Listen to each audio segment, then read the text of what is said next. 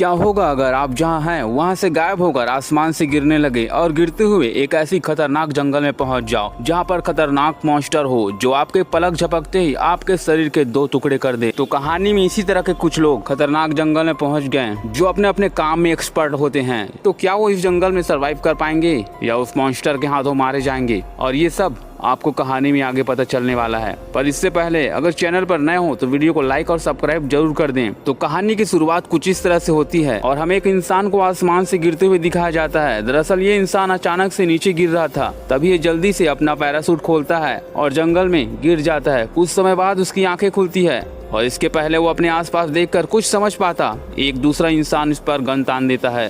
तभी वो उससे गोली चलाने से मना करता है और इतने में एक तीसरा इंसान उन दोनों पर फायरिंग करना शुरू कर देता है और वो दोनों छिप जाते हैं। तभी कैप्टन पीछे से जाकर उस पर गन तान देता है और वो उसे समझाता है कि हमें एक दूसरे के साथ रहना चाहिए, मैं तुम्हारा कोई दुश्मन नहीं, अगर होता तो तुम अब तक जिंदा नहीं रहते। और ये सुनकर वो शांत हो जाता है। कैप्टन उससे उसका नाम पूछता है और वो अपना नाम निकोलाइस बताता और वो कहता है कि मैं एक जंग में लड़ाई करने गया था और तभी मेरे सामने एक तेज रोशनी जलने लगी और उसके बाद मैं आसमान से गिरने लगा और सीधे यहाँ पहुँच गया। और ये सुनकर उसके सामने खड़ा एक दूसरा इंसान भी यही कहता है कि उसके साथ भी कुछ ऐसा ही हुआ है। पर यहाँ भी उन तीनों को इस जगह के बारे में कुछ समझ नहीं आ रहा था। और इसके बाद उन तीनों के पीछे एक लड़की गन लेकर खड़ी होती है और तभी कैप्टन उसे अपना हथियार नीचे रखने को कहता है। और इतने में वो लड़की कहती है, ये जगह कौन सी है ये तो मुझे पता नहीं, पर मैंने और भी पैराशूट को नीचे गिरते हुए देखा है। और तभी कैप्टन कहता है कि तुमने उस पैराशूट को कहाँ देखा है। और तभी लड़की उससे सवाल करती है कि आखिर तुम्हें वहाँ क्यों जाना है। और कैप्टन कहता है ताकि मैं ये पता लगा सकूं कि किस कमबख्त ने मुझे यहाँ नीचे फेंका है। और ऐसा कहकर वो उस दिशा में आगे बढ़ जाता है और कैप्टन के पीछे वो तीनों भी आगे बढ़ने लगते हैं। और तभी हम इनके पीछे एक दूसरे शख्स को देखते हैं। तो क्या वो यही इंसान है जिसकी वजह से ये लोग यहाँ फंस गए हैं? क्या ये शख्स इन्हें मार देगा या इनके साथ कुछ और करने वाला है? और इसके बाद आगे हमें कहानी में 2 इंसान को लड़ते हुए दिखाया जाता है जो एक दूसरे के खून के प्यासे हो गए थे। और तभी यहाँ वो चारों लोग पहुँच जाते हैं जिसे देखकर वो लड़ना छोड़ देते हैं। और वो लड़की उन्हें समझाती है कि देखो ये जंगल सबके लिए अनजान है, बेहतर यही होगा कि हम सब एक साथ मिलकर रहें। तभी उसमें से एक इंसान किसी दूसरे इंसान की ओर इशारा करता है जो पेड़ में लटका हुआ है और मदद मांग रहा होता है। तभी कैप्टन उसे गोली मारकर नीचे गिरा देता है और वो नीचे पानी में गिर जाता है। दरअसल ये एक डॉक्टर होता है जो अपने काम पर जा रहा था और अचानक वो गायब होकर यहाँ पहुँच गया। और अब यहाँ इन चारों लोगों को ये समझ में आ गया था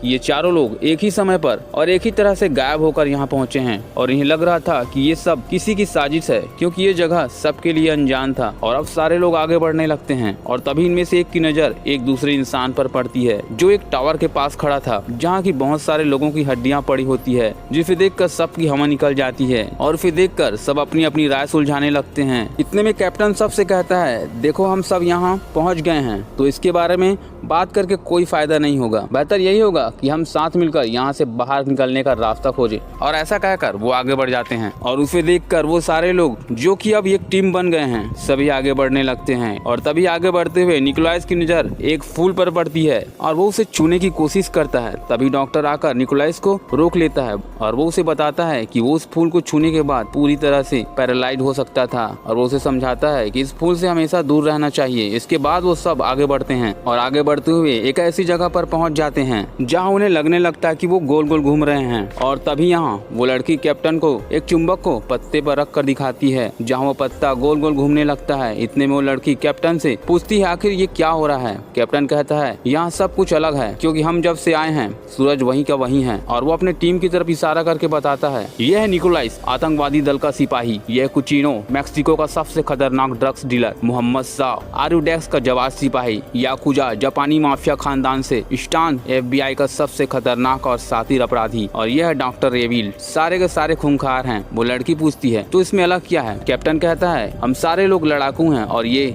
हम सबसे अलग है और इसलिए हमें चुना गया है। और इसके बाद वो जंगल में अपना रास्ता बनाते हुए आगे बढ़ते हैं जहाँ सामने उन्हें एक बॉक्स दिखाई पड़ता है। अब इसे देखकर सारे लोग चौकन्ने हो जाते हैं क्योंकि इसके अंदर कुछ भी खतरनाक चीज हो सकती थी जिसके बारे में किसी को नहीं पता था। पर जैसे ही वो उस बॉक्स को खोलते हैं उसमें से कीड़े निकलते हैं। तब स्टांत ऊपर देखता है जहाँ और भी ढेर सारे बॉक्स लटके हुए थे। इसके बाद वो सब फिर से आगे बढ़ने लगते हैं जहाँ मोहम्मद शाह नीचे गिर जाता है। और तभी इसके बाद यहाँ अजीब तरह के ट्रैप अपना काम करना शुरू कर देती है। तभी लड़की अचानक गिरते गिरते एक खतरनाक खतरनाक गड्ढे पे गिर जाती है। तभी कैप्टन जाकर उसे बचा लेता है। इसके बाद वो सामने देखकर निशाना लगाती है, पर जिस पर वो निशाना लगा रही थी वो पहले से मरा हुआ था। और तभी उसके वॉलेट से पता चलता है कि वो इंसान यूएस का एक खतरनाक सिपाही था जिसे मैक्सिको के लिए भेजा गया था। ये सब देखते हुए कैप्टन कहता है कि ये जाल हमारे लिए नहीं बनाया गया था, ये किसी बड़े से जीव के लिए बनाया गया था। ये सुनकर डॉक्टर एविल हंसने लगता है। तब कैप्टन कहता है अगर जीव भारी नहीं होती तो इस तरह का जाल वजनदार नहीं बना होता। अब वो जो कोई भी हो, वो उसके बनाए हुए जाल से बच गया था और सीधे इस पर हमला करके इसे मार दिया गया है। और इसके बाद वो सब यहाँ से चलने लगते हैं। तभी मोहम्मद शाह को एक अजीब सी चमकती हुई चीज दिखाई पड़ती है जिसे वो घूर कर देखने लगता है। पर यहाँ वो लड़की आ जाती है और उससे पूछती है कि क्या हो गया। वो कहता है कुछ नहीं। और इसके बाद वो आगे चलने लगते हैं और अब सारे लोग आगे बढ़ते हुए एक ऐसी जगह पर पहुँच जाते हैं जहाँ धरती का दूसरा छोर था। मतलब वो जहाँ पर खड़े थे वो कोई दूसरा प्लेनेट था। और ये देखकर सारे लोग मायूस हो जाते हैं और वापस आने लगते हैं। और इतने में वहाँ फिर से एक तेज रोशनी होती है और अब सब अपना गन लेकर अलर्ट हो जाते हैं। पर यहाँ स्टान गुस्सा हो जाता है क्योंकि उसके पास एक छोटा सा चाकू मात्र है और इसलिए वो अपने साथियों से गन मांगता है, पर उसे कोई अपना गन देने को तैयार नहीं होता। तभी इन सबको अजीब तरह की आवाज सुनाई पड़ती है और हमें दिखाया जाता है कि बहुत सारे क्रिएचर इन पर हमला कर रहे होते हैं जो दिखने में कुत्ते की तरह होते हैं। और अब ये सारे लोग इन क्रिएचरों पर फायरिंग करना शुरू कर देते हैं क्योंकि इनके पास बचने का और कोई दूसरा रास्ता नहीं होता।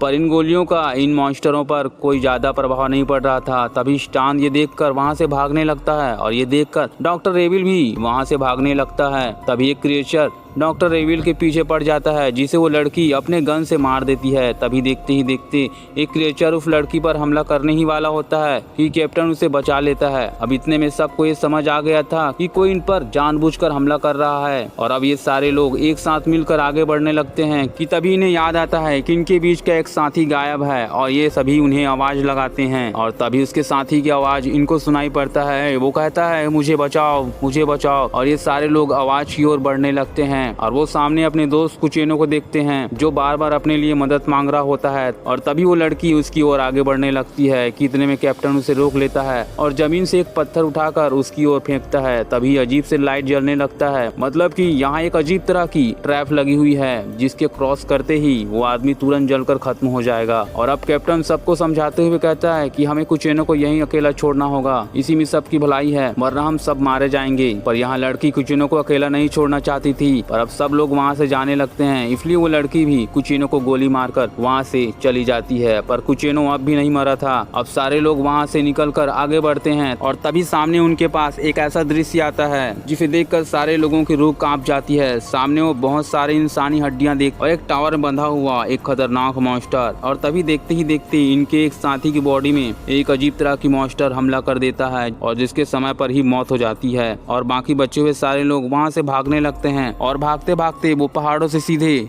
झील पर गिरते हैं। इसके बाद सब पानी से बाहर निकलते हैं और इन सारी घटनाओं का जिम्मेदार वो कैप्टन को मानते हैं। उनका कहना था कि कैप्टन ने उन्हें जबरदस्ती मौत के दरवाजे पर फेंका था। तभी कैप्टन सबको समझाते हुए कहता है देखो यहाँ जितने भी लोग हैं वो सब अपनी मर्जी से मेरे पीछे आ रहे हैं, मैंने किसी को अपने पीछे आने के लिए नहीं कहा था। और अब कैप्टन सीधे लड़की से कहता है देखो तुम्हें पहले से इन सारे मॉन्स्टरों के बारे में पता था तो फिर तुमने क्यों नहीं बताया। तभी वो लड़की बताती है कि बहुत साल पहले डॉक्टर विल उनके साथियों के साथ अमेज़न के जंगल में कुछ रिसर्च करने आए थे और तभी उनका सामना ऐसे मॉन्स्टरों से हुआ था और उनके टीम के सारे लोग इस घटना में मारे गए। पर डॉक्टर विल इस घटना के एक ऐसे गवाह हैं जो जिंदा बच गए थे और उसकी बचने की वजह यही थी कि उसने अपने पूरी बॉडी पर कीचड़ लपेट लिया था। दरअसल ये मॉन्स्टर बॉडी की गर्मी को भाप लेते हैं और इसके बाद उन्हें अच्छी तरह से महसूस करके उन्हें खत्म कर देते हैं। और डॉक्टर विल की बचने की वजह भी यही थी कि उसने अपने बॉडी पर कीचड़ लपेट लिया था जिससे वो मॉन्स्टर उसकी गर्मी भाप नहीं पाए और वो बच गया। और अब इसके बाद फिर से वो सारे लोग आगे बढ़ने लगते हैं इस उम्मीद के साथ कि वो सारे मॉन्स्टरों को खत्म कर देंगे। थोड़ी देर बाद वो सारे लोग आराम करते हैं कि तभी उन सारे लोगों को कुछ आवाज सुनाई पड़ती है और अब सारे लोग चौकन्ने हो जाते हैं। और यहाँ कैप्टन और वो लड़की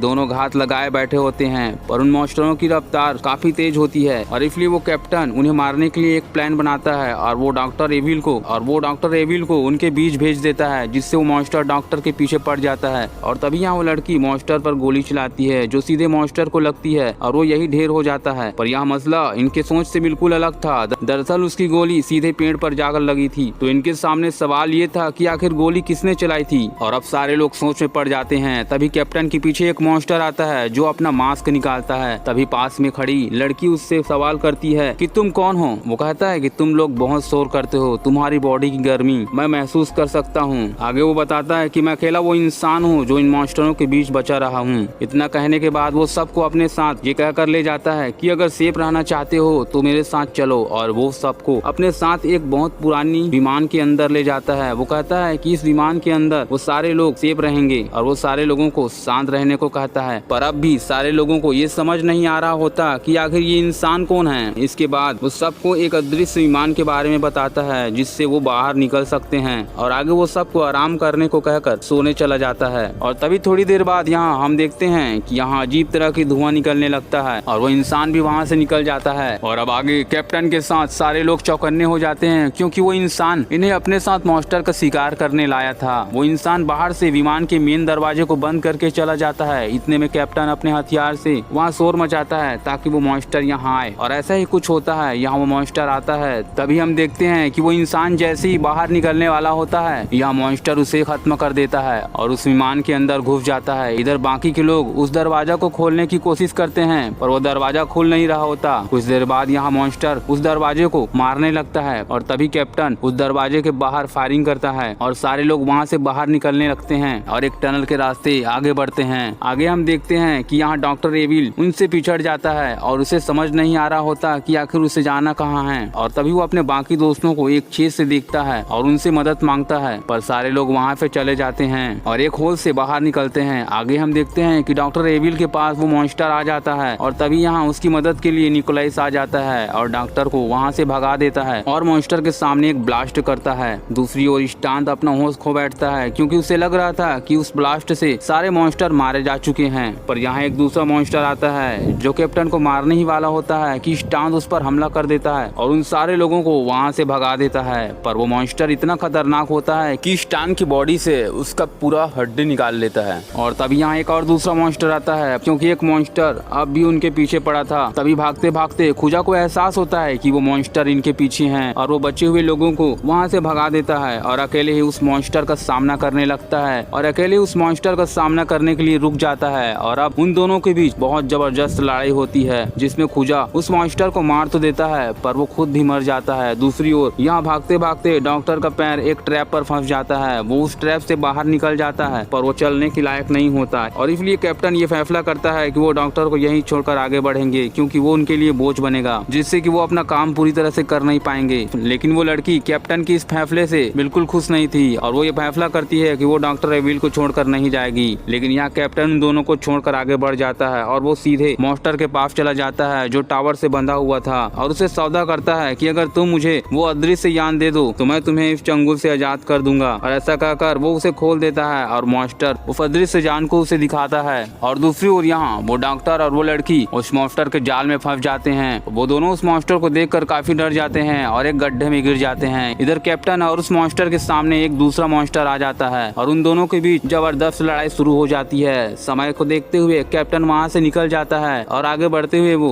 उस विमान की ओर चला जाता है। और इसके बाद हम देखते हैं कि वो मॉन्स्टर दूसरे मॉन्स्टर को खत्म कर देता है। और दूसरी ओर यहाँ वो गड्ढे में गिरे डॉक्टर और लड़की ये सोचते हैं कि कैप्टन यहाँ से निकल गया है और तभी पीछे से वो डॉक्टर उस लड़की के गले पर वही लिक्विड डाल देता है जिससे वो पैरालाइज होने लगती है। और इसके बाद वो डॉक्टर अपना असलियत बताता है। दरअसल वो डॉक्टर इन मॉन्स्टरों से मिला हुआ था और उनके हर पल की घटनाओं के बारे में उन मॉन्स्टर को खबर पहुंचाया करता था। और तभी यहाँ वो कैप्टन आ जाता है और डॉक्टर उन दोनों को बाहर निकालने को कहता है और तभी कैप्टन गड्ढे से उन दोनों को बाहर निकालता है। उस लड़की को एक सुरक्षित जगह पर रख के उसका हालचाल पूछता है और इसके बाद डॉक्टर एविल कैप्टन पर पीछे से हमला करने आ रहा होता है और तभी कैप्टन डॉक्टर एविल का गर्दन काट देता है और उसे घसीटते हुए ले जाता है और चारों तरफ गोला बारूद बिछा देता है जिससे कि वो मॉन्स्टर को मार सके। अब जैसे ही वो मॉन्स्टर यहाँ आता है वो गोला बारूद ब्लास्ट हो जाता है पर इससे उस मॉन्स्टर को कुछ ज्यादा फर्क नहीं पड़ता। पर यहाँ कैप्टन उस मॉन्स्टर का डट के सामना करता है। दरअसल वो मॉन्स्टर कैप्टन की बॉडी को ठीक से महसूस नहीं कर पा रहा होता क्योंकि यहाँ कैप्टन भी अपनी पूरी बॉडी पर कीचड़ का लेप लगा लिया था और कैप्टन बार बार मॉन्स्टर के ऊपर अपने हथियार से अटैक करने लगता है है और ऐसा करके वो थक चुका था, इसलिए उसकी बॉडी से पसीना आने लगता है जिसे वो मॉन्स्टर भांप लेता है और अब वो मॉन्स्टर कैप्टन पर हमला करने लगता है। और तभी यहाँ वो लड़की गन उठाकर सीधे मॉन्स्टर पर निशाना लगाती है जिससे मॉन्स्टर कमजोर हो जाता है और यहाँ कैप्टन फिर से उस पर अटैक करने लगता है और उसका हाथ काटकर उसका सिर धड़ से अलग कर देता है। इसके बाद वो मॉन्स्टर वहीं मर जाता है और अब दोनों घायल होकर बिल्कुल थक चुके हैं। और तभी यहाँ कैप्टन उसे अपना नाम रॉयस बताता है और यहाँ लड़की भी उसे अपना नाम